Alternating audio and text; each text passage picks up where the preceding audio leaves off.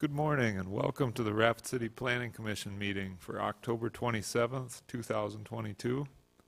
If any member of the audience wishes to speak to an item on the agenda today, there are speaker request forms on the table along the left wall.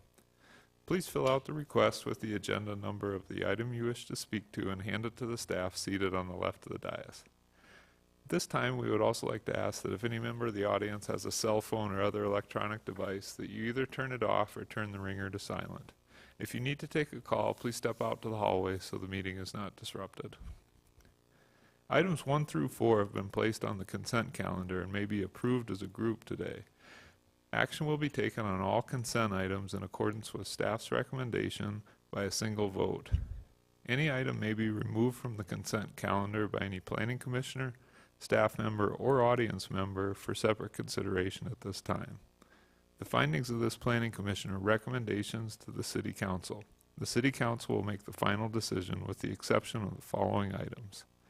Item 3, 22 PD 046, and item 4, 22 UR 023. The Rapid City Planning Commission's actions on these two items are final unless any party appeals that decision to the Rapid City Council. All appeals must be submitted in writing to the Department of Community Development by the close of business on the 7th full calendar day following action by the Planning Commission. Are there any items 1 through 4 that staff would like removed? Are there any items 1 through 4 that any planning commissioner would like removed? And are there any items 1 through 4 that any audience member would like removed for separate consideration? The chair would then entertain a motion to approve the consent calendar items 1 through 4 in accordance with staff's recommendations. All right, Karen made the motion to approve the consent calendar in accordance with staff's recommendations, and Mike Gallagher seconded that motion.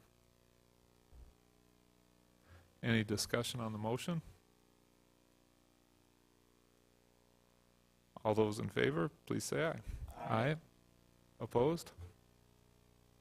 Motion carries. Item number 5. Thank you, Mr. Chair. Item number 5 is a major amendment to a plan development to allow on-sale liquor in conjunction with video lottery to be located in a convenience store. We have this on the agenda and we're bringing it forward with a recommendation to approve.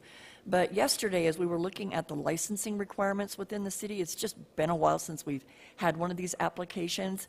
It came to our attention that there's a provision within that section that requires a 100-foot separation between the business that sells gas and on-sale liquor. So as a part of this, we've contacted the applicant to let them know that there is a way to retrofit the design of the building so they do have that separation.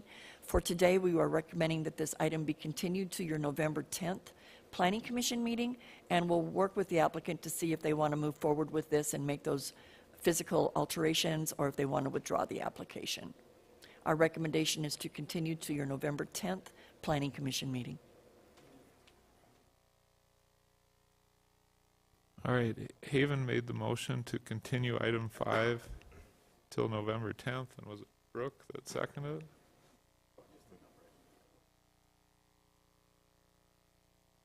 Any discussion on that motion to continue?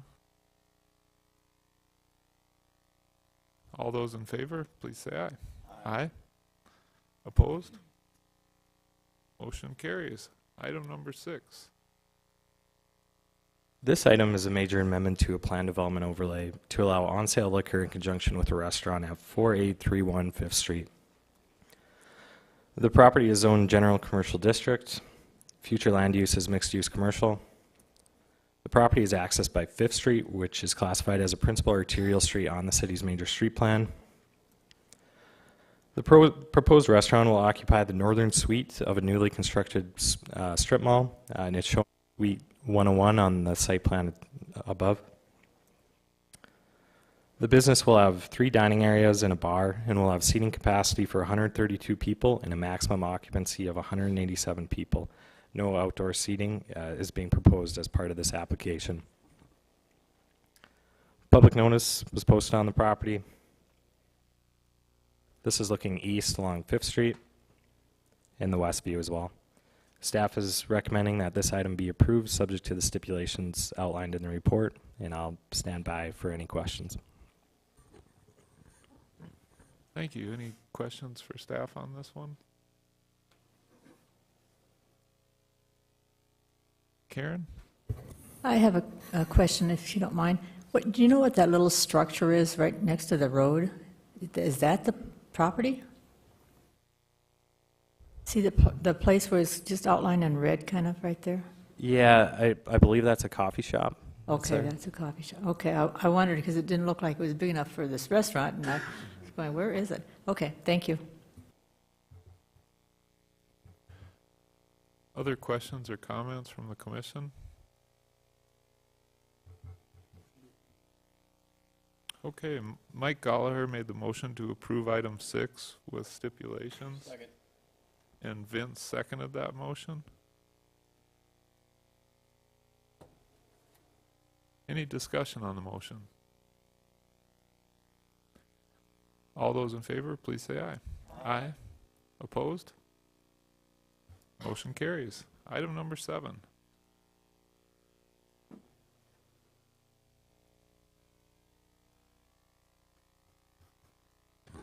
This is a final plan development overlay to allow a temporary school on the property located southeast of Haynes Avenue and Country Road. The property is zoned medium density residential district. Future land use is urban neighborhood. The property will be accessed by Country Road, which is classified as a principal arterial street on the city's major street plan. The proposed development will be located in the northeast corner of the property and is part of a larger 3-phase master plan that was previously approved by the Planning Commission. That master plan included a K-12 school, daycare, and residential dwellings.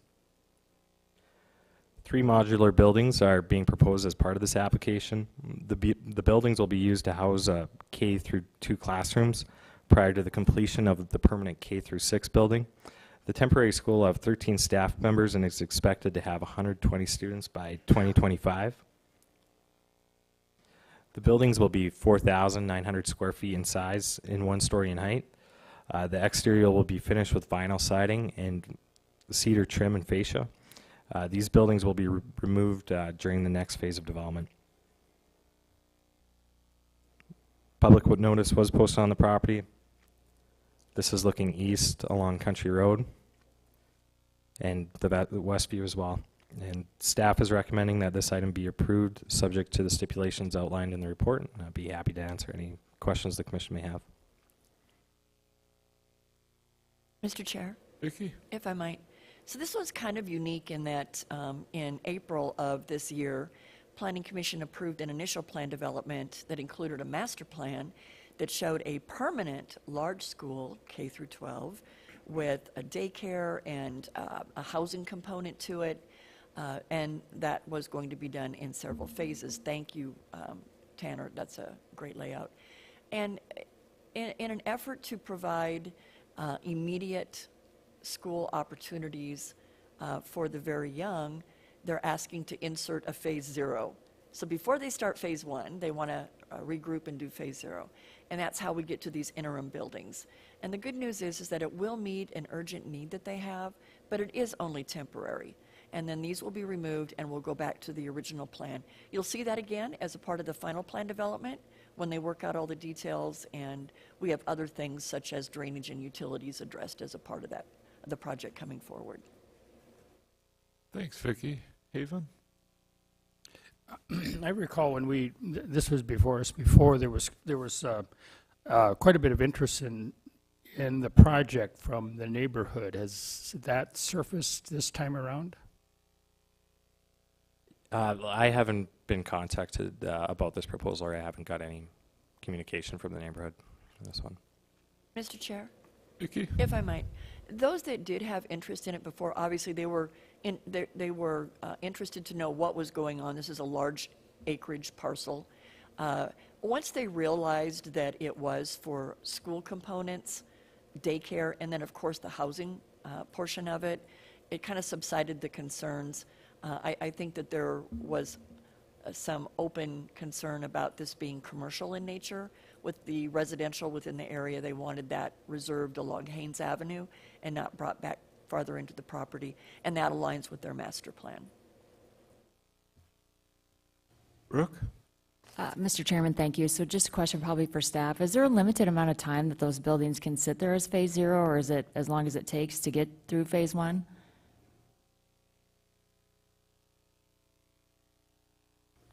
Vicki?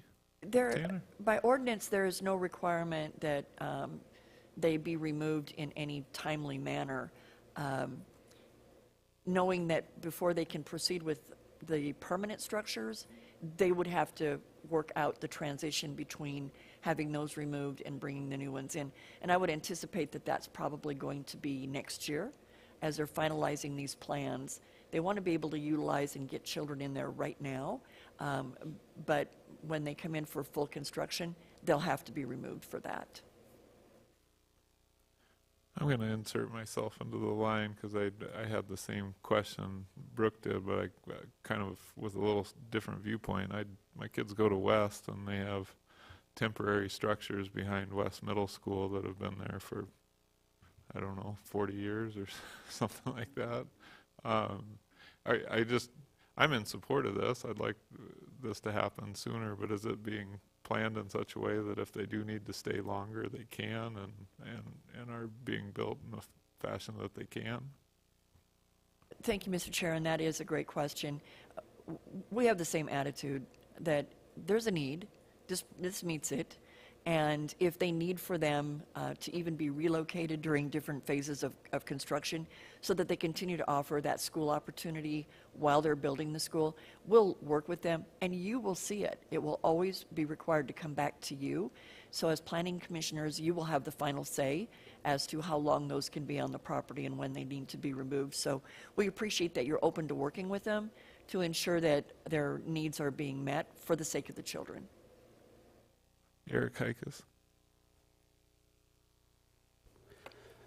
Thank you, Mr. Chair. Could we have a quick explanation of the time or perhaps process from Phase 0 to Phase 1 when there will be playgrounds and outdoor space?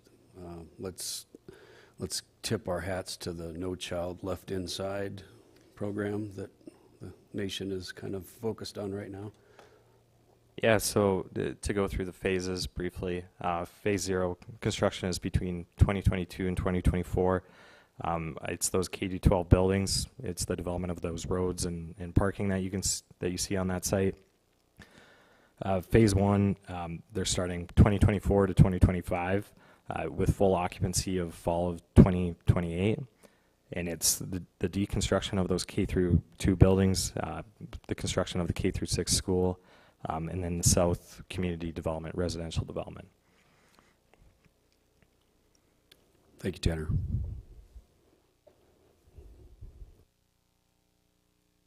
Other questions or comments from the commission?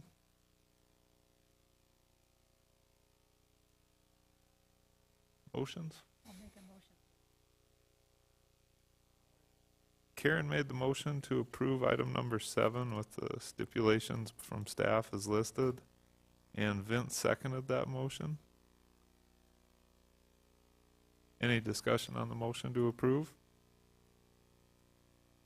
All those in favor, please say aye. Aye. Opposed? Motion carries. Item number 8.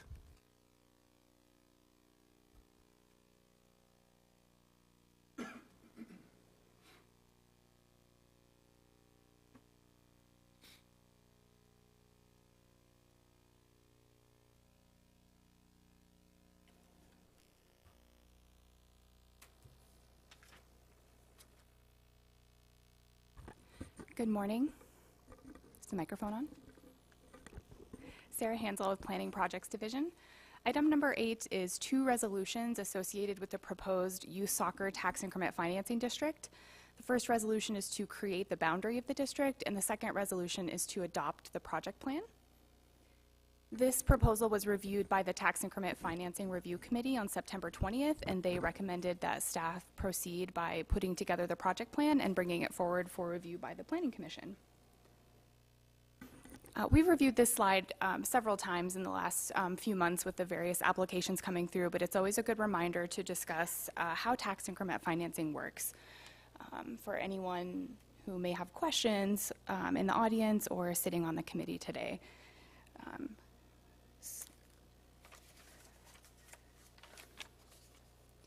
So property value is shown on the y-axis here, and the x-axis is showing time. And before a tax increment district is created, we would have a property value, and typically we would expect property values to either be stagnant, implying that some sort of development subsidy is needed. There might be blight in the area, and we might see declining property values, or sometimes property values are increasing. At the time a district is created, right here, the value of the property is sort of taken as a snapshot, and that's called the base valuation. And during the life of the district, this amount of tax revenue continues to be collected and distributed to the taxing agencies. So the city, the county, the school district, the water district, they continue to receive revenues at this level. However, public infrastructure improvements are made and development occurs, and so the value, the assessed value of property goes up over time. So this area here is the increment that is going in a special fund to pay back the cost of the public improvements. After 20 years, or when the project pays off, the district is dissolved, at which point now the taxing entities are able to access the base valuation plus the improvement over time. If you're someone who lives within the boundary of a tax increment district, it's important to know that nothing changes with your tax bill per se. You get your tax bill, you pay your taxes. Really everything happens behind the scenes with how the county divvies up what continues to go towards the taxing agencies, and then what gets held aside in this special fund to pay back the public improvements. And I can address any questions about that if there are any at the end of the presentation. So this is the proposal at hand. It's the Youth Soccer Infrastructure Tax Increment District. It's located north of Seeker Drive, west of North Elkville Road, south of Country Road, and east of Dias Avenue. It's about 617 acres in size. The aerial map on the screen in front of you shows the existing development in the district today and also the existing zoning. So a large majority of the property is zoned ag. That's kind of a holding district once property is annexed into the city. We've also got the publicly zoned land. That's the youth soccer complex, the Dakota Field Soccer Complex. And then there's a good deal of existing industrial development within the district as well. This is the conceptual future land use plan submitted with the application. This could change over time as the development is evolving, but it is showing commercial development along North Elkville Road, employment, green space, as well as residential uses. I will point out that the city's comprehensive plan shows this area as light industrial and parks and greenway. There is some flexibility built into the city's comprehensive plan as we look at compatibility of uses, the availability of infrastructure. So the applicant will continue to coordinate with the city on looking at future rezonings in this area, and that will occur if the tax increment district is approved. The infrastructure proposed with this TIF district is to occur in 2 phases, and it includes primarily a sewer trunk main. So phase 1 would be extending the trunk main north along North Elkville Road to connect to the soccer complex. That's phase 1. And then phase 2 is to extend west here through this development. And they're showing, a couple of alternative routes. Further engineering and analysis is required, but it will either go this way or could kind of take this route, but that's generally the concept that they're proposing. Both phases include professional fees, contingency, and financing.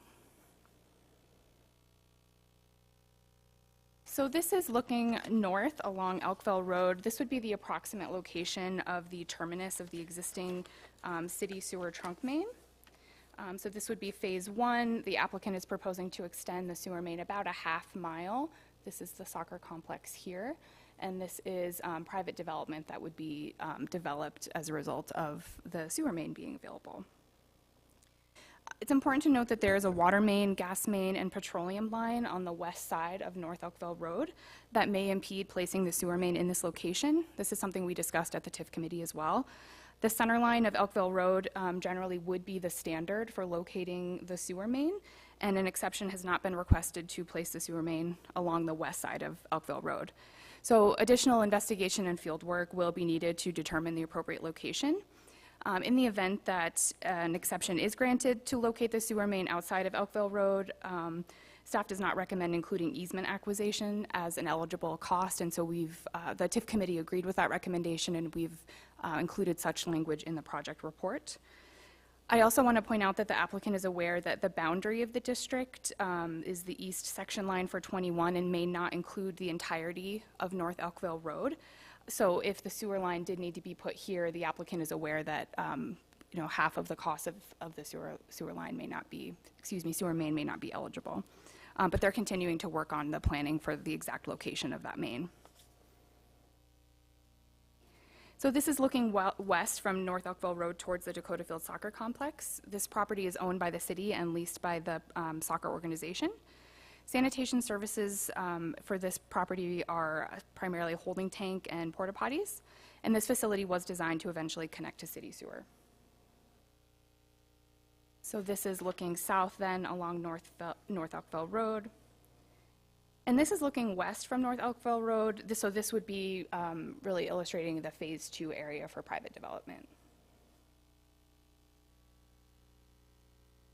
I'm going to show the proposed costs in a little bit more detail in the next few slides. So we've got phase 1 and phase 2.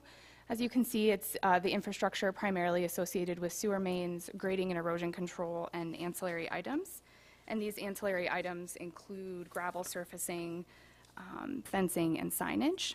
And there is some reference to service lines being an eligible cost. However, that is only for the soccer field because that's a quasi-public or quasi-public amenity. So they're including professional fees, contingency, and financing.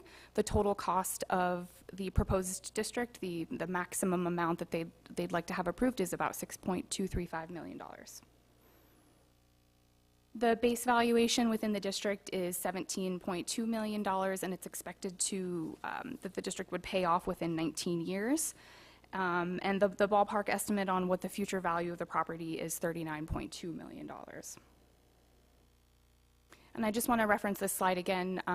Something slightly unique to this tax increment district is that the pro forma, which we'll review in a future slide, is showing that the district is going to pay off, and the estimates are used based on the accounting that there's development within the boundary that has already occurred, building permits that have already been issued, expansions to industrial development that has already been completed, and so those values are already on their way up. And so this is revenue that would be headed towards the taxing agencies, but if the district is created at this time, those additional revenues will be diverted to help pay this particular tax increment financing district. So typically with a tax increment district, the values go up as a result of the infrastructure that's being installed, and so that justifies the need to divert the revenue. In this case, the district is anticipated to still pay off, however, it is resulting from development that's already occurred, not related to the proposed infrastructure. And what are those projects that are already underway? I'll just highlight a few of them. The Wausau Supply Company is located at 3356 Dias Avenue. They had a 100,000 square foot expansion to their building in November of 2021, and that's expected to add $5 million to the value of the district. Next project is the UPS facility on Reardon Court. They had a 50,000 square foot facility constructed, and that added about $5.6 million in added value. And there are a couple of other projects as well, Crane Properties and the Boom Investments shop as well. So something we look at with every tax increment district is a project pro forma. So this is showing what are the costs of the project and what are the revenues that will be resultant, and how is the tax increment financing tool serving as a way to fill the gap between what the project requires to go forward and what's missing from the financing tools available to the developer. So this developer, this applicant is showing, I'll make this a little larger so you can read it better. They're showing that without the TIF, the project would have a negative 5.17% gain, and with the TIF, they're showing a 45% gain. The city's tax increment financing policy doesn't have guideposts or benchmarks for what is the a reasonable return on investment that we're wanting to see with tax increment districts. As staff review, so we don't have like a recommendation per se, but as we look at this does seem to be an excessive use of tax increment financing above and beyond what's needed to close the financing gap and make the project go forward. The next series of slides, I'm just going to kind of briefly go through the state statutes and the city's policy that outline, what is the intent of using this tool. So South Dakota codified law requires two findings, that not less than 25% of the area of the district is blighted, or that the real property within the district will stimulate the general economic welfare and prosperity of the state. And so this district is anticipating that will enhance the value of surrounding properties. And to reference the blight aspect, the applicant is noting that the property can be defined as blighted due to the lack of sanitary sewer service. And that does get into some of the functionality of the soccer complex for the youth and the families that use that service. During high volume events such as tournaments, they do experience some issues with the holding tanks, needing to pump those more frequently. So this would certainly be a benefit to the youth soccer complex to be able to connect to the city sewer main. So the next series of statutes kind of goes into more detail about blight. How do we define blight? How is it measured? So here they're referencing that the sanitary sewer flows, if left uncontained, have a potential to cause health issues. The city has not done any analysis on the level of health concern, but as I mentioned earlier, we do agree that this would be a benefit to the Dakota Field Soccer Complex. We don't necessarily want to say that there's a looming health hazard or threat currently, but we agree it's a benefit to the complex. There is also some definitions related to blight in terms of the lot layout, and the applicant is stating that the layout of the current parcels is faulty because it lacks sanitary sewer service that has not yet been installed. More to blight, the applicant's response is that the parcels which the sanitary sewer main is planned to be expanded through are currently undeveloped, and as such they impair the sound growth of the city. Now into the city's TIF policy, we want to use TIF to encourage redevelopment of deteriorated or blighted property in Rapid City to stimulate economic development and to facilitate the reconstruction, maintenance, and completion of the city's existing infrastructure network. And in this instance, there aren't other public improvements included with this application, but the sewer main would be developed. Allowed uses of TIF include oversizing costs, extension of off-site sewer, water, and street and public improvements, financing fees, professional fees, and there is an imputed administrative fee due to the city that's separate from the applicant's request for $6.2 million. I do want to mention oversizing costs. In the applicant's application, they note that the city, that this is saving the city quite a lot of oversizing funds that would be paid out eventually otherwise. And our Public Works Department took a look at this and determined that were this exact project to be paid out in oversizing, it would be about it would be over $1 million that would be paid out in oversizing. Further criteria for evaluation, getting back again to definitions of blight, that the project must comply with a comprehensive plan, and that the use of tax increment financing will not result in net loss of pre-existing tax revenues to the city and other taxing jurisdictions. The project must demonstrate that it is not economically feasible without the use of tax increment financing, that it will eliminate hazards to the public, and they are checking both of those boxes. Some of the discretionary criteria that they're showing this project meets is that the financing proceeds are used for the construction of public improvements, and again, getting back to the provisions of blight as defined by South Dakota codified law. The Tax Increment Financing Committee recommended that staff bring forward a project proposal, and so if the Planning Commission finds that this proposed district and project plan meets the intent of codified law and the tax increment financing policy, then you would recommend approval of the resolutions to the City Council.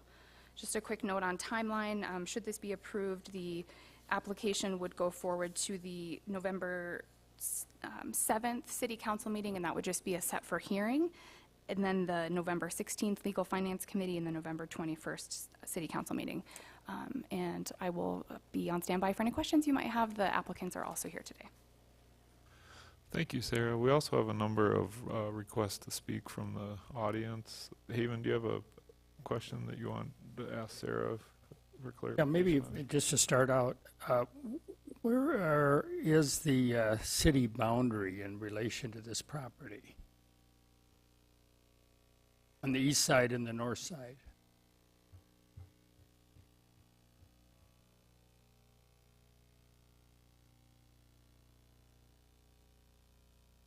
Great question. One moment, please.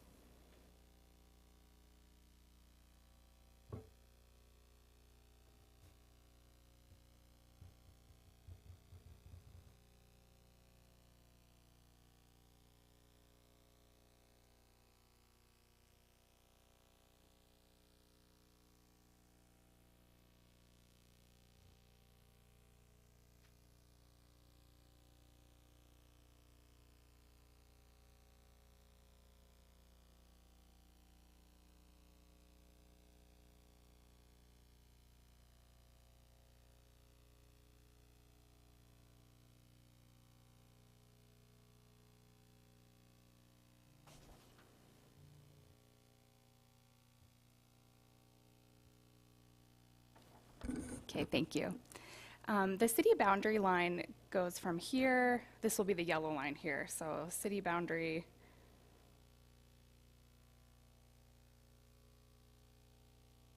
About like that. Down. So this is on the edge between the current city boundary and the county's jurisdiction. And secondly, maybe, I didn't understand the issue with North Elkville Road and in or out of this TIF district. Could you explain that a little? Yep. So this TIF district, the boundary of the district is created by the applicant. They determine where they want the boundary to lie.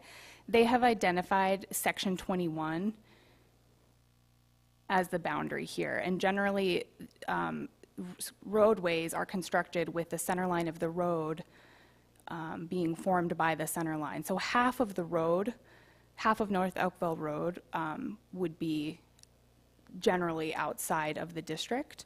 And so if the sewer main has to be installed along the center line, then subsequently like half of the sewer main may also be outside of the district. And I want to clarify, their intent is not to install the sewer main within this area. They want to move it over to the west. But that's yet to be worked out.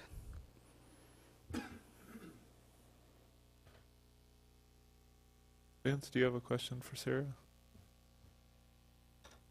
Thank you, Mr. Chair. Just like to follow up on that. So if their intentions are not to put the sewer line down the middle of that road there, which is what I understood was just the boundary between Rapid and Box Elder, then are they liable or can they tap into that? Or can anyone else tap into that, I guess is what I'm trying to ask. I will defer that question to Public Works. Todd? Yeah, that wouldn't be an issue because it would still have to be reserved in an easement. So that anyone will still be able to use it.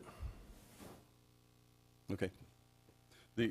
And I think the other question that I wanted to ask, and I believe Karen already addressed it in the TIF meeting, but she asked, was Ellsworth aware of this project because of recent water issues out at the base? Have they been made fully aware of what's going on with this? Vicki, maybe? Sarah? Thank you, Mr. Chair.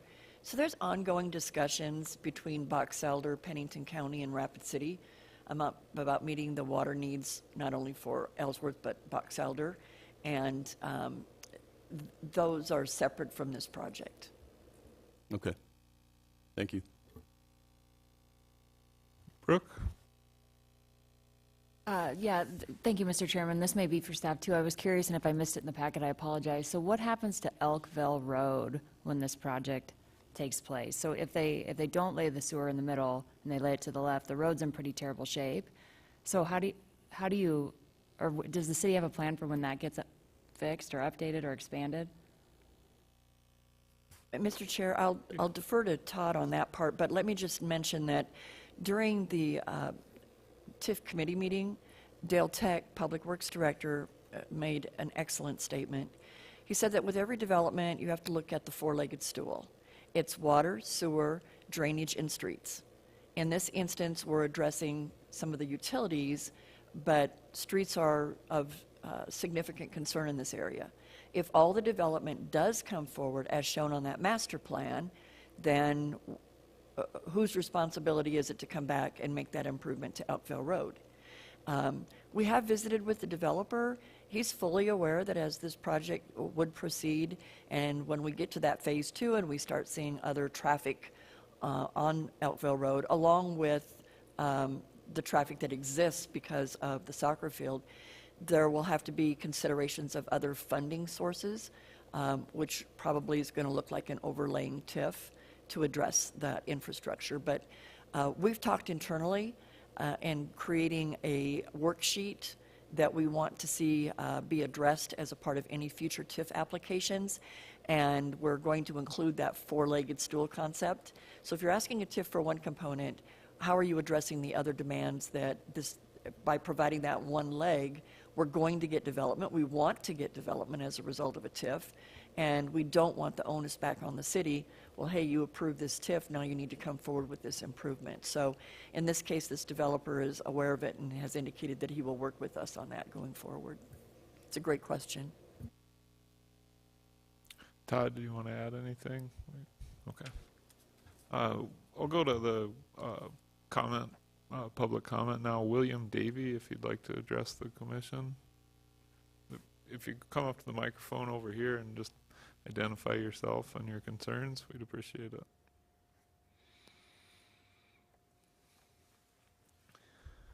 I'm William Davey. I live just north on the other side of Country Road there off Dias. Do you guys got a floodplain map overlay of that? Like, what's it going to do if you guys start building all that stuff in there and raising all that up? What's it going to do to the rest of the land to the north of there? He might just take Mr. Chair? Yeah. The Doyle has been working with FEMA to work through, I believe it's a conditional letter of map revision, and so that is going forward right now. But I saw Dane Boomsma approaching the lectern, and maybe even Kyle Hibbs, the engineer for the applicant, could better address that. Dane Boomsma. The Clomar has been accepted by FEMA as a conceptual plan. The design of that drainage is actually underway right now by an engineer out of Minnesota, the same one that helped Doyle and I with the Clomar. So addressing the floodplain issues, there is a ton of floodplain, and all this plan is going to do is fix a lot of the drainage issues that are currently there with a lot of channels and drainage ways that are not currently there. We have to expand all of that drainage on site as it is today. Mr. Chair, if we could just speak directly to the individual from the audience that did ask that great question. Whenever a project comes forward in the city, whether it's a utility improvement, street improvement, creation of additional lots, something that is on that checklist of what they need to demonstrate. Drainage is very important. They will need to bring in a full engineer stamp drainage plan, and in this case it will include a floodplain development permit, and it will have to address all of those concerns that you're speaking to, and that will have to be stamped by an engineer and approved by our city engineers as well. It's a great question. Mr. Davey, that was obviously top of mind for the applicant and the city. Do you have any other concerns you'd like to share with us? Okay. Brenda Deegan Whiting.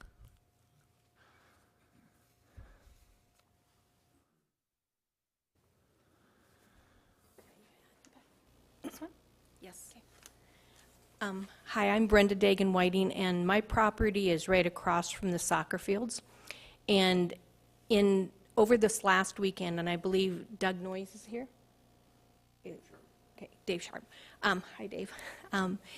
They are very busy when they have a tournament, and I think the city, in proposing this development, they need to really look at the streets and if they need to be widened before any more development is added to that, because there's already been a couple of deaths at the intersection of East Mall Drive and North Elkville Road, there's so much traffic coming from the soccer fields when there's a game that gets over and one's starting, that people are getting impatient and they're trying to come across that intersection from Cabela's onto North Elkville Road, and they're hitting each other. It's taking your life in your own hands as you go down that road.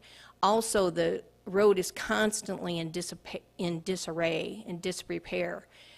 And I'm under the understanding that there's 3 entities involved. Because it's coming off the interstate, there's a certain amount of feet that is state and interstate, then part of it's owned by a Box Elder and part of it's owned by Rapid City.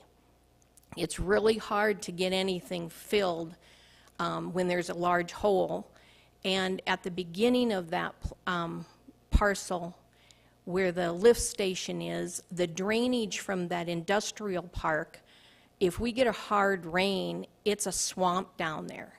And the city finally, I believe the city, put the sign on Elkville Road that said floodwaters. There used to be a bridge there, I understand, before the flood, and the flood took the bridge out.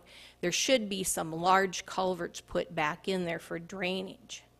And I don't know if Mr. Estes still owns the 117 acres across the street, or did that change?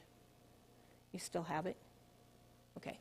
So Mr. Estes owns 117 acres across the street as well, where it indents out. That's also in the city, part of the Rapid City city limits, and the part just south of that is back into Box Elder. So we have lots of players, so I would hope that they would address the drainage, the floodplain as it affects the additional landowners around there. We had heard a little bit that they were thinking of digging that creek down 15 feet on that parcel where the creek comes through that parcel, but that creek goes to lots of other places and would affect the parcels downstream of that. So I hope that they would keep us involved in that. Thank you. Thank you. Shannon Tibbetts?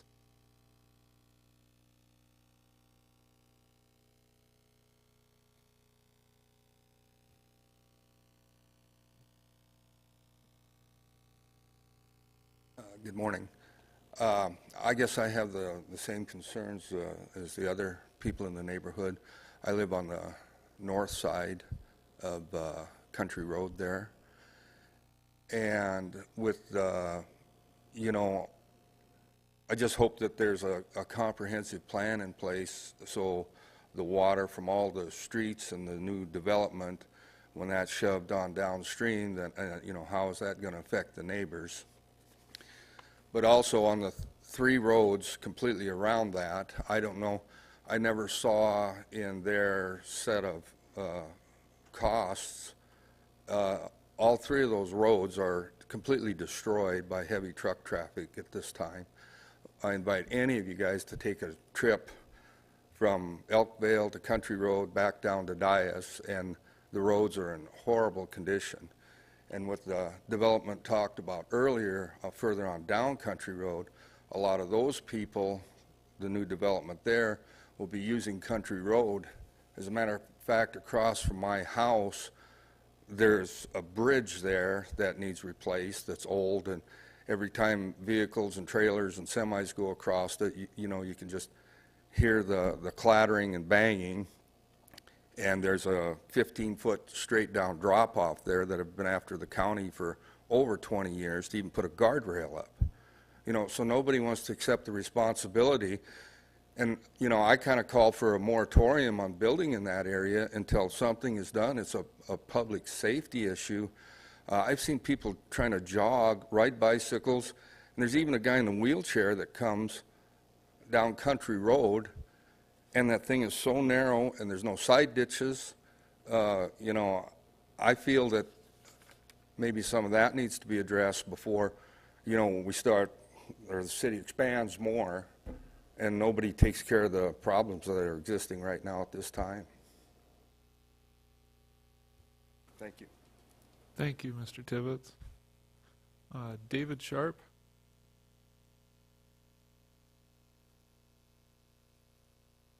Hi, I'm Dave Sharp, and I'm the director of the Black Hills Rapids Soccer Club. So, yeah, we did have a tournament this past weekend, and our tournaments have expanded so much that our tanks right now that we have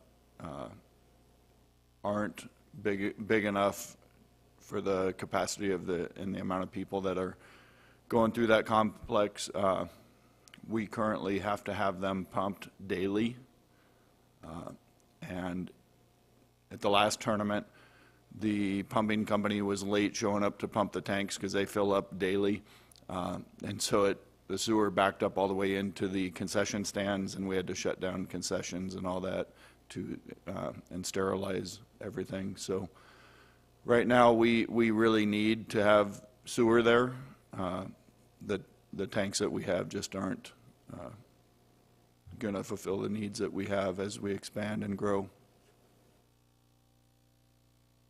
Thank you. Kurt Witzel?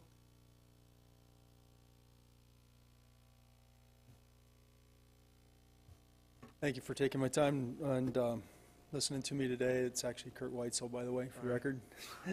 Anyway, you know, I'm in support of this. I was on the original task group of individuals that brought back to the city and got the soccer complex approved. And I would say that at that time it was really a concern that, you know, it wasn't going to be a moneymaker or anything like that, and the tax dollars weren't going to be supported. And we had a lot of opposition during that time period, and obviously, you know, with the 180 teams that showed up this last weekend, it speaks for itself. I think Rapid City has become a place where people want to be, and, you know, the revenue that's being generated by this is pretty substantial across the entire city. You know, when we first started, we were probably getting 60 to 70 teams, and think that it's grown that much is just really a testament to the foresight of the city council and the people that supported it. So thank you, and I hope we can move ahead with this. Thank you. Eric Heikes? Thank you, Mr. Chair. I'm so excited. I've got 3 things to say, probably many, many more thoughts. The first one, I think the good Lord willing and the creek don't rise is a valid comment, right? But I want to remind this group that part of comprehensive planning is that each lot, each right-of-way, each part of this plan that's been developed has to mitigate its own stormwater. So Rapid City's policy is such that, and then Todd, you can remind me if I stray a bit here, but that each one of these developments has basically a no net gain outcome. So in doing each one of these homes or commercial developments or the fields or the roads, in the end, they're going to actually do a better job of mitigating stormwater than the current does now. So I think these valid concerns about creation of stormwater will be addressed in the end through comprehensive planning and not the opposite, which is more negative flows created that would develop more concern. So there's a lot of trust that in developing this and this happening that is followed and that gets achieved. But that is the intent of our city's policy. Is that correct, Todd? Correct. We require that the 2-year, 10-year, and 100-year storms are all mitigated so that after the project is done, the runoff is less than the existing runoff. I'd like to agree with Mr. Weitzel that, boy, we might have underestimated the economic impact that this facility has on our community, and that it's grown to a point where these tournaments are a big contribution to our community in terms of visitors coming here, spending money, and creating economic development. So, and I I talked about comprehensive planning at the beginning of my comments.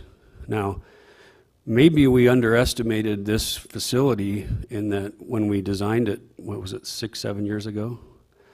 That the success of this, maybe when we did the comprehensive planning for the soccer facility, maybe we should have been a little bit more comprehensive in that we said, hey, we should prioritize this and build for the future and the expansion of this facility and not just what we need right now. So I think that's pretty inherent to what we've done here a decade ago, that we're going to build just what we need right now and not realize that these kind of things have such success. And that success brings great opportunity and great, I mean, Dave and Kurt know this, that, you know, I was a soccer coach too, and this also is a culture that grows our kids and grows our community. To see the Stevens boys win a state title had a lot to do with the developmental soccer that happened on those fields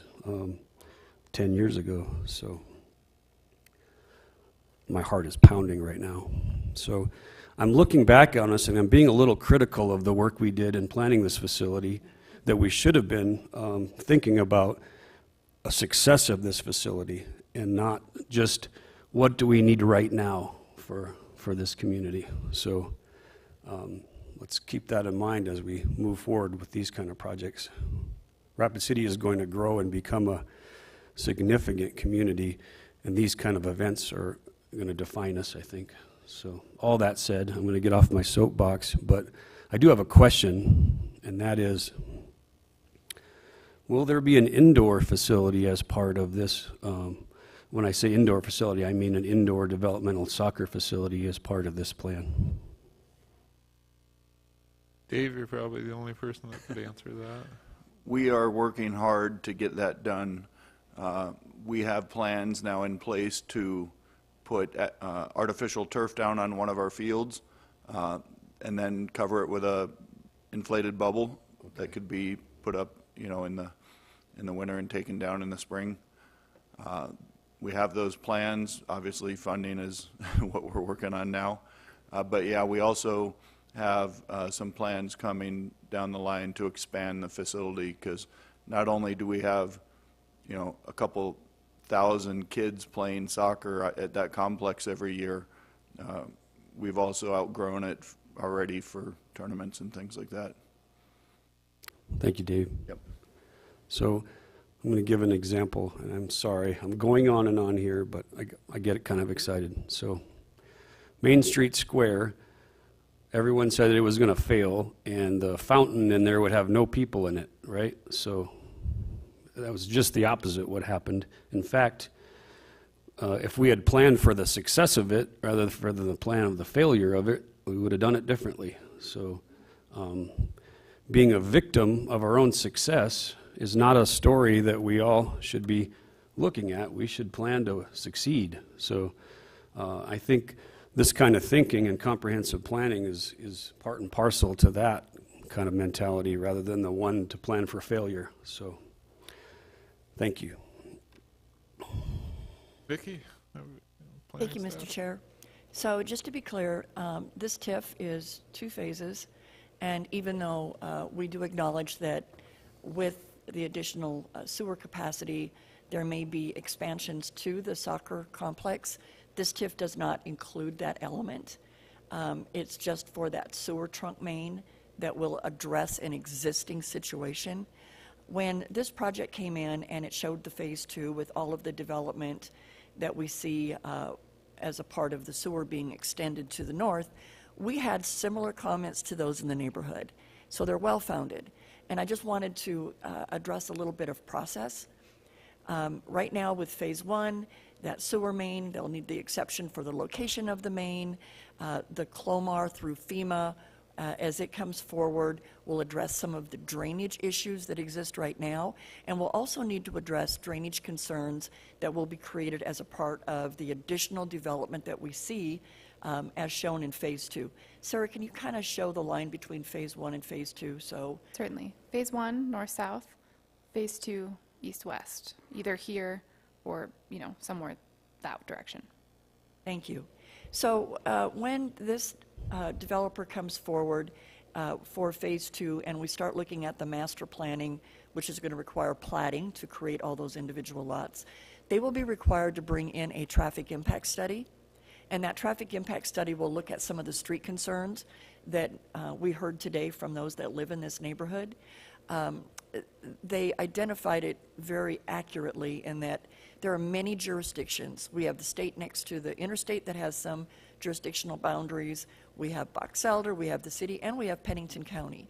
I sat at a city joint meeting yesterday with Box Elder, Pennington County, and the city, and this area was discussed, and it will continue to be discussed. As we see growth happening, how do we work together to ensure that we're putting capital improvement projects together at the same time so that we can make substantial improvements? There's a part of that that will fall on the responsibility of the developer. And as we discussed with this particular applicant after the last TIF committee meeting, it would be anticipated that at some point in the future, as this development comes forward, there'll be an overlapping TIF to address those improvements, at least within the city limit, that would be needed to streets. So excellent comments, something that we're fully aware of too, and things that will need to have to be addressed as a part of Phase 2 of this development. Thanks, Vicki. Mike Kwasny. Thank you, Mr. Chair. I've traveled and I've seen, been involved in soccer complexes.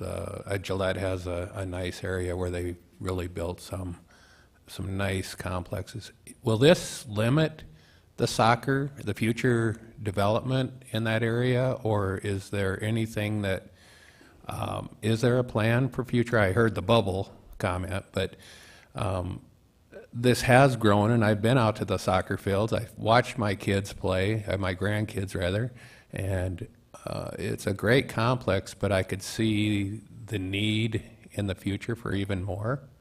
Is this maybe, Dave, and I have some other questions. Dave, you willing to answer again? Yeah, the 12 fields that we have are currently on 40 acres, and we have another 40 acres behind it that we can develop into. So this in no way will inhibit you from doing more? I think it would actually help us as we grow. You know, like I said, it would help us being attached to the public sewer.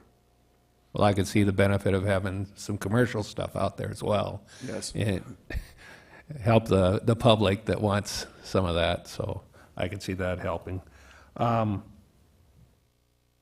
roads, I'm sure the sewer will be taken care of. The city really does try to take care of these problems with the drainage and so forth, so I foresee that not necessarily being a huge problem. But the roads sometimes, especially like a second access, as this grows out there, I can see the need for more than the one access off of Elkville. And I think as we discuss the roads and we look at that, we should look at the need for additional movement of traffic through there. We tend to put one road in and out, and we might put a third lane in there, but it still doesn't fix the problem with what goes on as we develop big. So I hope that we also look at second access points. So I think it's very important as we move forward. Thank you. Haven? One of the speakers made reference to a lift station. Could you explain what lift station is in that area? Todd, I might ask for some input from you on that one. General location, I can point it out on the map. Sure. We have a lift station at the northwest corner of Seeger and Elkville, and that's what the sewer will connect into. If you drive Elkville right now, you'll see that we're working on a project for the force main going up over the hill on the south side of the interstate. That's a part of that lift station. So that lift station is for the sewer pumping it south then, right? Yep, it lifts it south over the hill to the treatment plant. The issue before us this morning is the establishment of the TIF district, which is really separate from the development. And there are a lot of issues with the development that was raised by some of the speakers this morning. but the issue before us is the TIF. But on the other hand, obviously, if there's problems with the development, like the other access and streets and that sort of thing, that certainly can affect the economics of the TIF. So there is somewhat of a correlation there. If we approve the TIF, we have to also assume there will be some development that will pay for the infrastructure improvements financed by the TIF. I think the speakers here have raised some pretty serious issues about the roads mainly that need to be addressed on any future development. I guess maybe then that was an observation. Maybe my question is, if the TIF is approved, then what is the next step if they, beyond the infrastructure improvements, to commence development within the district? Mr. Chair? Vicki? So again, phase 1 is for the sewer main that would feed the soccer field. That's not saying that it's going to be expanded beyond where it is today. It's just to address an existing situation. And as I previously indicated, for phase 2, they would have to bring in full plans, traffic impact study, drainage plan, utility capacity plans, et cetera, similar to any other project outside of the TIF. And I just wanted to point out that in Sarah's presentation, this is a unique TIF. This project of extending the utilities as proposed, it's not anticipated that this property is going to actually pay the TIF off. They expanded the district, so it's other development that's already coming forward that is going to be paying off the cost of this TIF, just as a point of clarification. Because you make a good point. Most TIFs, the project that you're approving is going to provide value to property, and it's that value on that property that's going to pay off the TIF. In this case, it's existing industrial development in the area that's going to pay this TIF off. Is it anticipated then that the sewer, for example, could extend to, well, I guess it would have to go beyond the city limits if it goes either to the east or to the north of this district? Is that anticipated? Not as a part of this TIF that's before you today. Long-term utility master plan, I'll defer to Todd.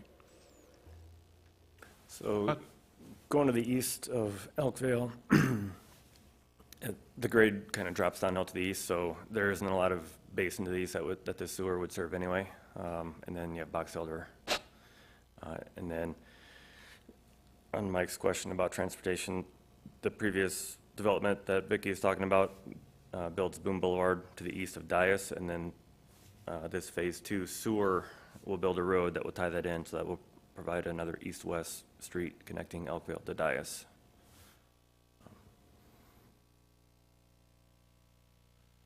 Karen? Thank you. I thought I would address some of the things that we kind of visited with at the TIF committee meeting. I think, number one, to get sewer to the soccer fields, it's either going to have to be incremental development as they go up north, or you're going to have a TIF, because it's just a big, major thing to do. I had hoped that between the TIF committee meeting and today we'd get more information from the developer or you and how this was going to all work out. There's a lot of questions that were there at the TIF committee and that I think are still questions that we have up here. Number one is the road, obviously. It is not a good road, and you get more development up there, it's definitely going to have to be something that's addressed. So part of the road will be in the city limits. If you go past where the point of the soccer fields are, that's not the case. Then you've got two jurisdictions. And I can tell you, working with some of the development out in the valley, when we annex some of those roads out there, it's not easy. You know, neither one of the entities want to really work together, and it was a struggle, and it's still a struggle out there. So that's one of the things that we have to realize, that this is going to change a lot. I think that some of the engineering, obviously you don't do engineering full-blown, so you know what's going to happen and how much it's going to cost. But there's a lot of things that could happen as far as where the sewer lines go, if they're on the, if you get an easement and they put it in over there, then how does that work when other people want to tap onto that? That's a question. I think if it was down the middle of the road, that would work. But you could, if they had included the boundary for all the property that's in the city limits, at least that portion to be in the boundary, that road, you could still put it down the middle of the road but until you get to the soccer fields, and then you couldn't, obviously. So that's a question, I think, that is something that we struggle with, and I know the people from the county that were on the TIF committee, they were concerned about some of those same questions as far as the roads, really. That was the main thing that they had questions on. I think that the zoning as anticipated, and obviously that's not what they're planning to do tomorrow because it's going to change, because you look at that and you see industrial on one side, and then right next to it would be low income, not low density housing, and that's not something we would do as a planning department. We would say you need a buffer of some kind. So those things will change. So the infrastructure that's going to go to the second phase that will go into the developer's property, that could be all different. And I have no idea what that would be. So the numbers that we get could change a lot, I think. And that makes it hard for me to, as a future planner or recent planner, to grasp, trying to figure out how this works. And working with TIFs over the years, I've always known this is what's going to happen and this is what the outcome is. In this case, I don't really know exactly what's going to happen. I mean, there's a plan out there, but it's just a conceptual plan. And for me to grasp and say this is really going to happen, I struggle with. I really struggle with. And I did approve the concept to come forward to us because I wanted to see if there's more that could come about. I think that TIFs are used for public use. You're supposed to have a TIF that would help the public, and the first part does because it goes right up Elkville Road. The second phase is a developer cost, and that's something that we don't normally do. And I know when we talked about it, you said this is a unique situation. It is a unique TIF, I'll grant you that.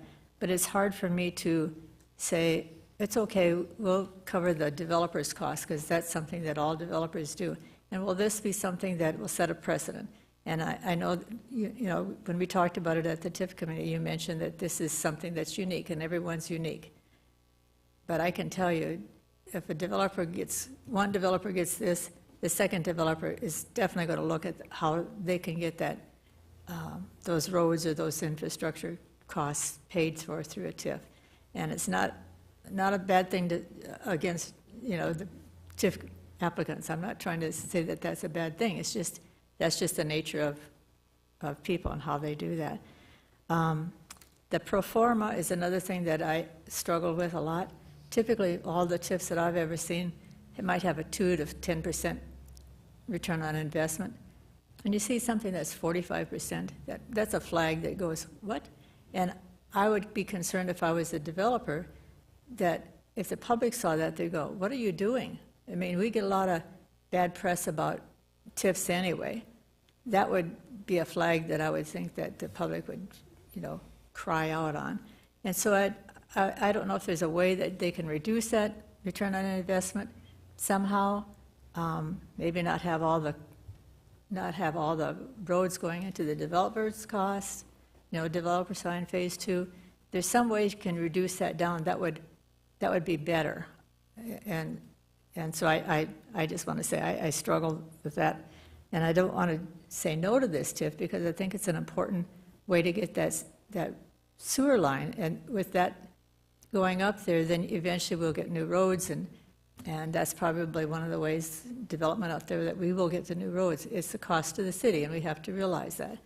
But I guess I'm still struggling with it. So I just wanted to let people know, and if there's any questions that people have about what the committee said or did, I'd be glad to answer that. But I'm going to stop for now. But anyway, thank you. Todd? Yeah, I just want to clarify, the sewer master plan that we have shows a trunk main going up Elkville and then to the northwest, so both Phase 1 and Phase 2 is in compliance with our master plan, and so the city would have an obligation to at least partially fund both Phase 1 and Phase 2 through oversize. Vince?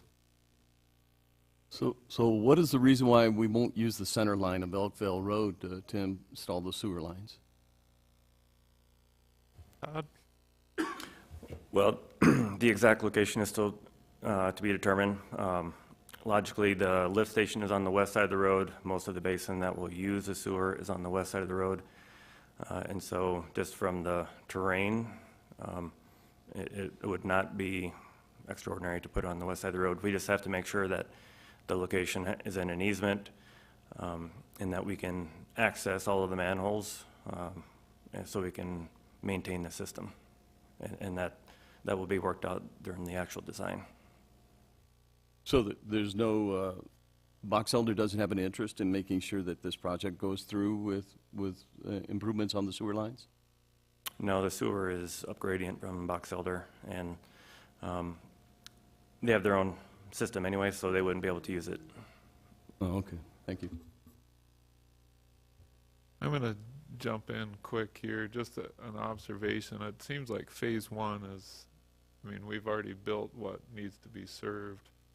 Phase 1 to me is a perfect use of a TIF, but if there's already valuation in the making to cover both Phase 1 and Phase 2, and there's talk of a overlying TIF to address the other issues that we are acknowledging but not addressing as part of this,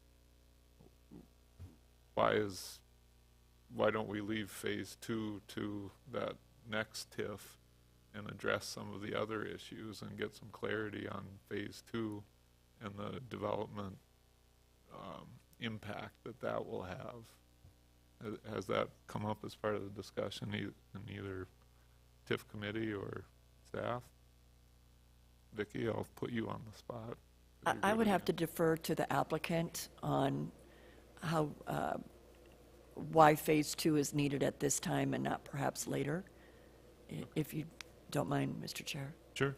Would one of the applicants care to speak on that? Dane Boomsma, and I'll just kind of talk on the project in general. Sure. Concerning some of the citizens, all of the concerns that they have, we have too. We can't do a development of this size with Elkville Road the way it is today, and we know that. This area has a lot of issues, and one is it doesn't have sewer, which is step one, and we feel like we can address that with some current development that's immediately adjacent to the area and use that benefit to get step one out of the way. Step two is the drainage. Step two is the grades and drainage in that area to develop in any capacity so that my cows aren't grazing and then I'm not haying it next to the soccer fields for the next 20 years, that we can develop it, because this is all city limits already and has been for the last 10 years or more when Mr. Estes decided to annex it. So these are all normal processes that we're considering and going through. We're trying to take a little bit of baby steps in this situation and take advantage of what we can because of the problems and the big scope of what this area entails and what it provides to us for challenges from a developer's perspective. So Phase 1, Phase 2, we have X number of dollars that we can justify today because that master plan, what Sarah is calling unique, we're not taking the valuation of that master plan today to pay for this TIF because of all of these issues we have, biggest one being drainage. Working on the drainage plan, that has to be approved before we even submit a preliminary plat or subdivision plan for any developed lots. So Phase 1 is our priority. Phase 2 only shows what we can potentially spend up to where we at today with valuations that we know we have, because we as developers are funding this privately. This is not any public funds. So if it doesn't pay off, we still pay it off at the end of 19 or 20 years. So we're capturing our dollars. Phase 1 may capture all of the dollars that we've proposed. If we go down the middle of Elkvale, per se, we're probably going to capture most of that $6 million just to get to the soccer field. Hopefully, there's a compromise in there somewhere, and we can acquire some easements, which the landowner has already said that he's willing to do. We don't expect the TIF to pay for any acquisition for the easements, as Sarah stipulated, or you guys stipulated at the previous meeting. So this Phase 1 and Phase 2 is not what is being approved today. What's being approved today is the district and the dollars. Now we go to design. If we can get more infrastructure in there that is public infrastructure. That Phase 2 is not unique to this TIF, or to TIFs in general. All of Hanny's TIF have sewer main and sewer or water main in those TIFs. So maybe it's called private development, but it's public infrastructure that these funds are going to. So that is not unique in this TIF. We're not, excuse me, we're not setting a precedence on this TIF that we're getting extra funds that other developers don't get. TIFs across the state are all used for public infrastructure, which this is only going to public infrastructure when it's complete. Gets turned over to Todd's department when it's done. And I don't remember if I had one other question for you, Eric, or? I think I'm getting the gist of it. Mr. Chair? Yeah. This might help. So Todd made a comment a little bit ago that really stood out to me. The sewer construction that's being proposed as a part of this TIF, and it is presented to us in 2 phases, so we will discuss it as 2 phases. It's not just district and dollar amount. But he did indicate that because that layout is on the city's master utility plan, there is an obligation that the city has to reimburse the developer back for oversize. And here's a non-engineer's explanation of oversize. So if the developer needs a 6-inch sewer main to service his development, but on our master plan, we know that we need a 12-inch sewer main in that same location to serve not only their property, but property down the street, then the city has to pay the difference back to the developer of the 6-inch to the 12-inch pipe. And it's anticipated that if this development came forward without a TIF, there would be about $1 million that the city would have to come up with to pay back this developer. Todd, correct me if I'm wrong on that number. But the TIF itself will cover that expense, so we will not have to do that reimbursement. And that goes to Dane's argument that the TIF is being used for public improvements.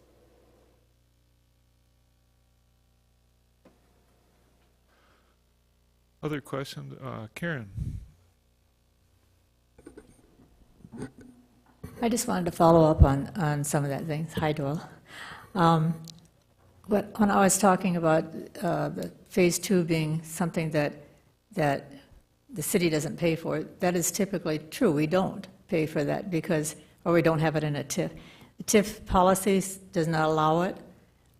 It says it's if a developer is going to build something and it's in the TIF, we will do that as long as the public in general uses that. When you start putting stuff on a piece of property that the developer is going to use and develop and put businesses in there and stuff, that's different. All developers have to put in those infrastructure costs, and so that's why it's not ever in a TIF policy to allow that. In this case, we are saying we'll include that so that the developer can get the money back basically through taxes to pay for that portion that he would normally have to do. TIFs in Sioux Falls don't work that way, but that's how our TIF has always worked. And so to change that in my mind and allow that, once the infrastructure is in there, then the city would take over as being part of their public infrastructure. But to put it in initially, the private developments always are put in by the developer itself, and so that's my concern as far as having a precedent set. And like Sarah said at the committee meeting, this is a unique TIF, and if we agree that that's a unique TIF and it's not going to set a precedent in the future, I feel better about it, but it does give me pause, and so I just wanted to bring that out. Mr. Estes, do you have comments you'd like to make? Yes, my name is Doyle Estes. I'm, along with Dane Booms, part of the applicant. And I want to just point out a couple things. The tax increment district proposal before you today is only for the sewer project. The concerns that seem to be questioned, brought up about the project are really if there's more future development that's brought forth after the sewer line is in. I ask you to concentrate your decision today on what is before you, and that is just bringing sewer to the north and then bringing it to the west so we can pick up some more development to help pay for this sewer line. The questions that Karen and others are bringing forth about traffic, about floodplain and all that, that will be addressed if there's more future development in this area. All we're looking at today is to pick up, find out a way, come with a way to bring sewer, city sewer, to the soccer fields so they don't have to pump them out daily when they have tournaments. I saw an email from Mr. Sharp. I think they had 180 different teams this last weekend. They're generating $2 to $3 million a day business for Rapid City. As Mr. Hikus said, this thing is way bigger than we anticipated when we brought in. Mr. Hikus asked, and also Mr. Kwasny, if there's more plans for developing. Right now, the 80 acres that my wife and I gave the city, only 45 or so of the acres are being used. If we get the soccer field sewer line project, if you folks approve it and the council approves it, my next phase is to help develop the area by taking more land out of the floodplain. We'll have 340 acres out of the floodplain that we can develop for housing, which generates real estate taxes, which will give us a funding mechanism to finish the other 35 acres of the soccer field. We can then have additional monies be available to help pay for an indoor soccer arena, indoor recreation area, and we'll have additional monies because of the development that we can bring forth because of this first phase of the soccer. If the sewer line is brought forth, we will be able to afford the opportunity to develop more of the area. We'll generate more real estate taxes. We can improve the road. We can finish out the 35 acres. We can have an indoor event center up there. So I'm asking you today to focus what's before you today. We're not having any impact on the road. All we're doing is bringing city sewer to the north and a bit to the west so we can bring more development in the area. The other issues that are brought forth are not going to be impacted at all by bringing city sewer to the north and to the west. It has no impact on that. We're not going to bring any more traffic out there. All we're doing is taking care of a situation that's a problem now because of the success of the soccer complex. Thank you. Thank you. Any other comments from the commission? Questions? Thoughts? I'll just fill the time here while folks think. I have no struggle with phase one. I have struggle with phase two, and I appreciate what Mr. Estes is saying, but it's hard to believe that the addition to sewer, even to the north, but definitely to the west, will not be a precipitating factor in driving development. And so I think, personally, I can't speak for anyone else. I'm just trying to make sure that we don't start something that and I'll put this on the city, the city has a responsibility for those roads around that facility. I don't want to start something that the city doesn't have the means to take care of, and that's my concern. Mike Kwasny. Thank you, Mr. Chair. So as I understand it here, by approving this today, what we actually do is we send it to the city council. And they actually will further look at it, make the final decision on it. So what we're actually doing is just sending it forward by approving. Is that right, Karen? Mr. Chair. Yes, Mike is mostly correct. I just want to, there's a slight nuance to this. By state statute, the Planning Commission has to make a recommendation to create a boundary. If they do not do that, then a project plan and the boundary cannot go forward. So The Planning Commission has a little more authority maybe than they realize. For any TIF district, if you don't recommend the creation of a boundary, the project as proposed stops. So, Mr. Chair, if you look at the title of this, it's to create a tax increment financing district, and that's what Planning Commission has to do. If you don't agree with the district, just the boundary of the plan, then it will not go forward to council for action. And then the second part of that is a resolution to adopt a project plan. I don't know that today's conversation, I don't know that you had any issue with the district, which is creating that boundary to recover cost. The discussion really is about the project plan. So then going back to what Mike referenced, you do have final say on the district in that if you don't support the boundary and you deny the boundary, it doesn't go forward, that part doesn't go forward to council, and that's got to go forward in order for the project plan to go forward. But if you're okay with the district and you have an issue with the project plan, then council would make the final decision on the project plan. Sarah, does that make sense? That's correct. Thank you. With that said, I think the sports complex, the soccer complex, is a great addition to our community. And if there's a way to support it, I guess that's what we need to do. It definitely has a future. I see soccer only growing. And I think as far as the city money that's brought in, as Mr. Doyle presented, there's future money there to be had, and so I foresee that this is something that, in my opinion, probably should go forward, and then let the city decide some of the other issues that are here. I appreciate Karen's comments, and Eric had some great comments. I think there's concerns as we go forward with the second phase, and maybe I would have the same, is there a way to separate? And that would be mine. So. Even? I had the same question that Mike did, and I think the staff responded adequately. All right, other comments from the commission?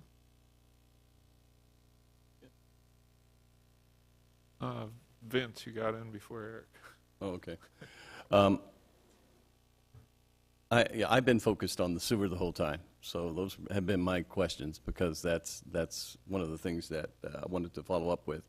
But Karen did ask a question, and now it's starting to come across to me that I don't know if we answered that, and I think it may have, but when you were doing your presentation, and that is, I'm talking about the pro forma.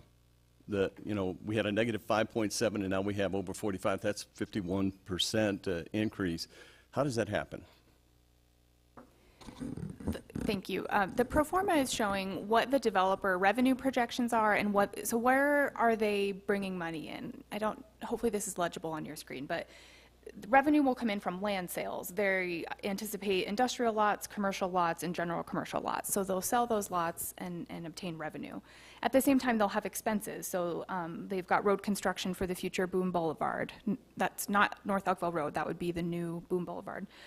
Water improvements, other sewer improvements, sidewalks, local streets, these are expenditures that they'll have. And so they're saying that without the TIF, the $6.2 million in TIF, that the development as proposed, that conceptual master plan, would lose money.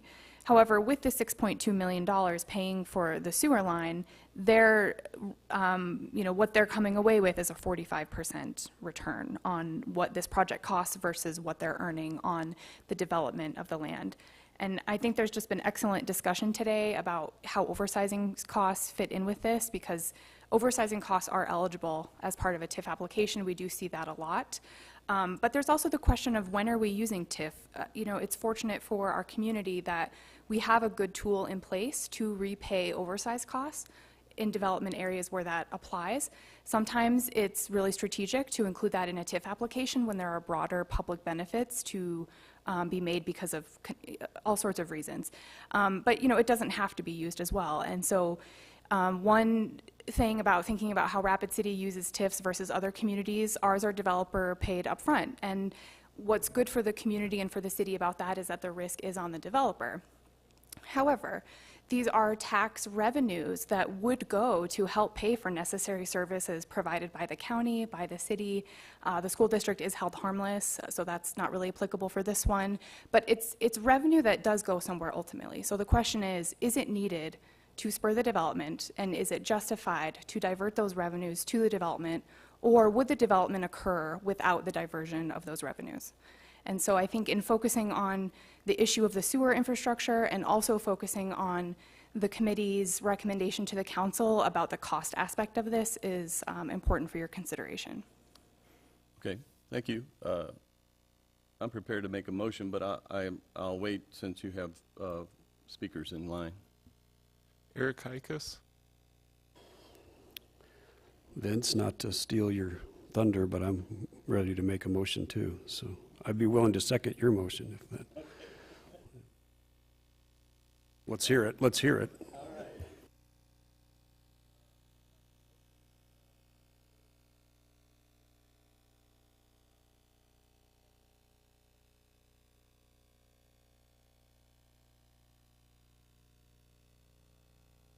All right, Vince made the motion to, let me just get the wording right, as he did, adopt or approve creating the district and adopt the project plan as listed with the staff recommended stipulations incorporated into the development agreement.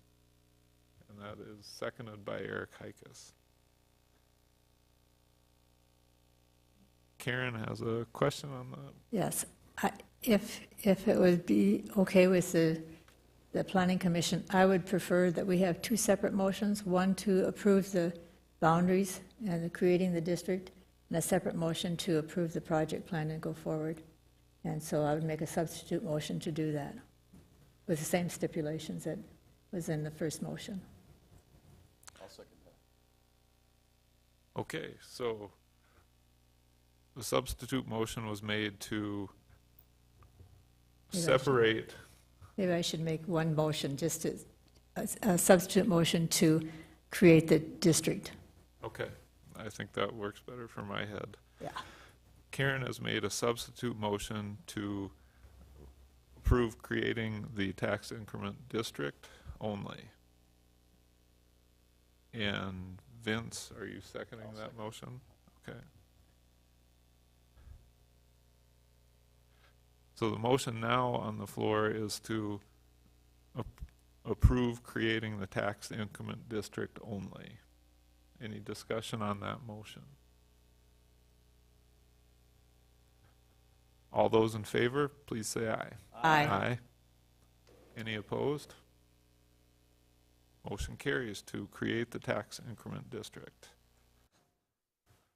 Now we have a project plan in front of us as well. Okay. Karen's offering you, Vince, the chance to make that motion.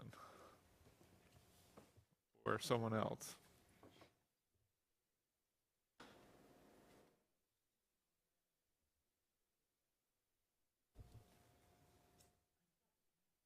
All right. Brooke made the motion to approve the project plan presented today with the stipulation, or with the stipulations listed to be incorporated into the developer's agreement, and Vince seconded that motion. Any discussion on the motion to approve the project plan? All those in favor, please say aye. Aye. Opposed? Aye. Aye. That carries, though I got 5-2 to approve the project plan. So, Mr. Chair, that was 6 to approve and 2 no, with Eric Oh, Braun yeah, you and did the Karen math, right? Bowman voting no. Yes. Correct? 6-2. Thank you. The motion is passed. Yep. All right, that takes us to the end of the regular agenda. Any staff items, discussion items today? We just have one, Mr. Chair, and that is that we have our Planning 101 training on November 4th, which is a Friday, and that's actually next Friday, geez, where did this month go? It's at noon in this room. All of Planning Commission have been invited. I don't know which ones of you have responded to Rebel to see who's going to be in attendance, but if you haven't, please do so as quickly as possible. Lunch will be served. It'll be fun. All the planners will be participating. You'll get to know them a little bit better. We'll try to get you out of here within that hour. We know your time is valuable. Oh, and we have a new urban planner starting on Monday. Alex Osborne, we filled Marlo Caps's position rather quickly. During the interview, we liked him so much, it was like, we should just offer the job to him right now. And we went ahead, checked references, made sure it was a good fit, brought him into town, had him shadow the planners to make sure it was a good fit for him as well. And we think we have found a very talented and are very fortunate to get this young planner. You'll meet him in a couple weeks. Excellent. Good news. That meeting is Noon on Friday. I've had a couple of comments from people, and I think they're of interest to this group, and I think kind of consistent with what we do. One of the comments dealt with the annexation and the improvement of the development there on the north side of Red Rocks, and the traffic that they're encountering, especially heavy truck traffic on Dunsmore Road, and I can't remember the east-west road there, back over into that development.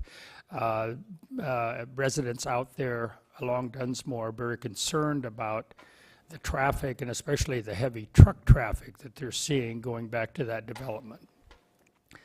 So we're aware of those comments too. Excuse me, Mr. Chair, if I might. The city's traffic engineer took a look at how that signal was functioning. There were some adjustments that were made by the city engineer when he took over the traffic engineer's positions, because the city's traffic engineer left us and moved closer to home, and they are working on filling that position. He actually adjusted the timing of that signal so that there would be more opportunity to get people out onto Sheridan Lake Road. Obviously, we have the two jurisdictions as well. Part of the road is in the city, part of the road is in the county. And it's always frustrating whenever you see development that you move into a subdivision and you see land around you that's undeveloped, and you see that water and sewer have been extended into an area. You know, just as when your home was being built, someone down the block was making that same phone call saying, there's too much truck traffic, we're not used to this traffic. Now you're there, and now there's another phase of development coming forward.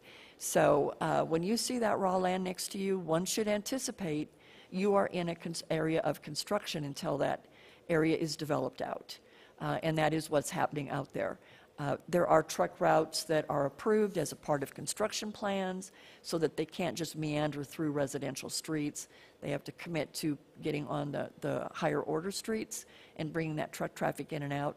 This too shall pass when they finish up those projects.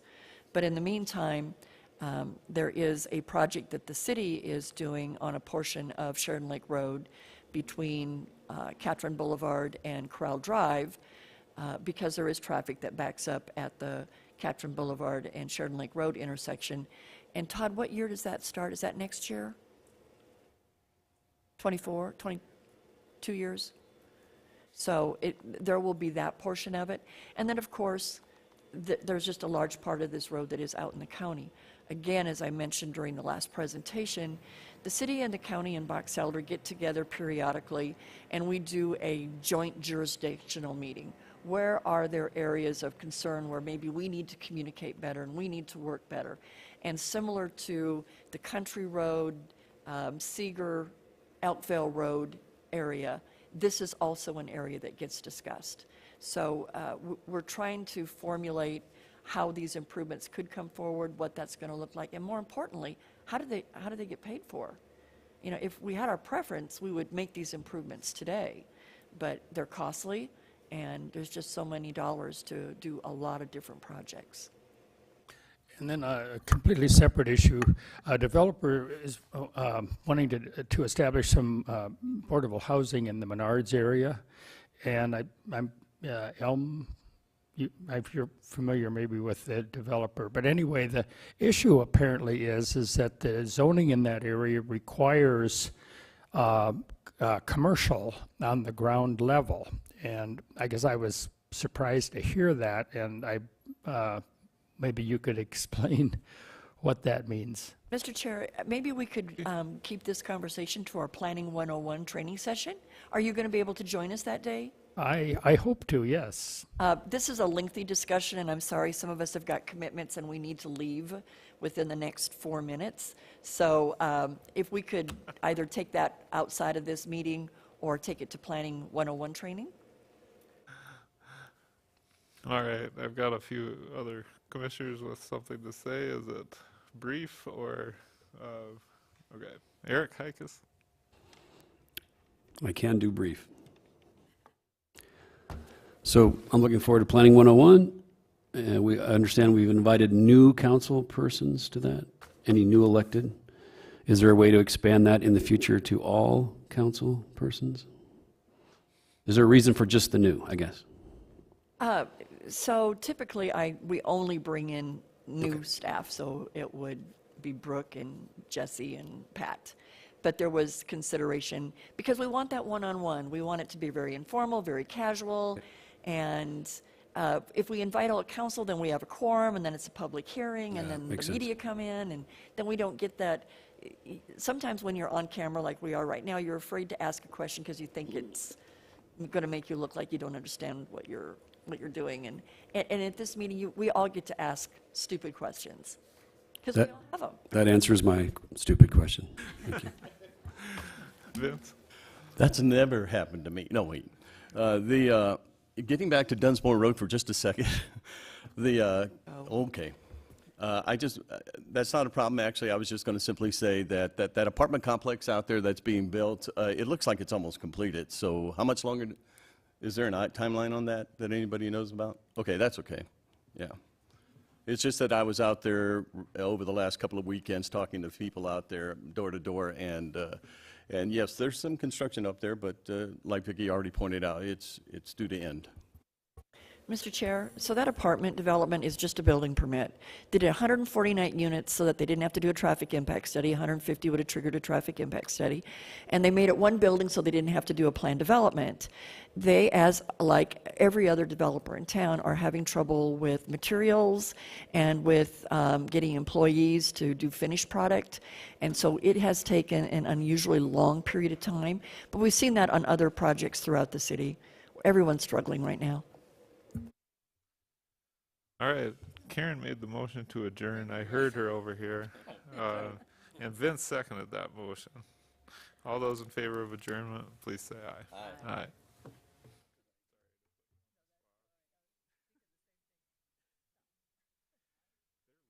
Right now, that complex, I don't know if they're moving people in though.